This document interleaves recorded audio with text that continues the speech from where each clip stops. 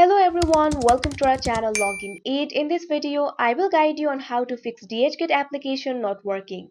So if your DHgate application is not working, this video is just for you. Follow the simple steps and you'll be able to do it. So first of all, what you have to do is go to settings. You can see over here settings is opened. Scroll down. Here you'll be able to see the option for storage. All you have to do is tap on it. Now you'll be led to this kind of interface. At first, you'll be able to see the option for apps. All you have to do is tap on it. Now you can see over here, you'll be led to this kind of interface. You have to find the app DHgate.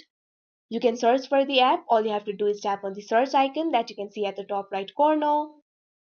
Now search for DHgate. After you find the DHgate, all you have to do is tap on it.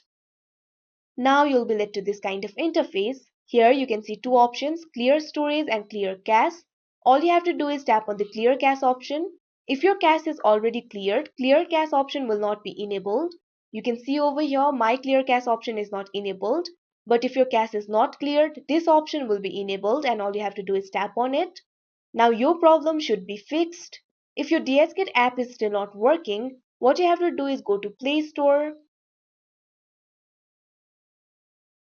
Now tap on the search icon that you can see at the bottom right corner. Tap on the search bar. Now search for DHgate. Tap on the search icon at the bottom right corner. Now you'll be led to this kind of interface. Find the DHgate application, tap on it. Now you'll be led to this kind of interface. Now here you can see option for uninstall and open. If your app is not updated, you'll be able to see the option for update instead of open option. All you have to do is tap on it. But since my app is already updated, that option is not showing over here. If update option is showing in your screen, all you have to do is tap on it. After your app is updated, your DHgate application should start working now. So after clearing cache and updating your DHgate application must work now.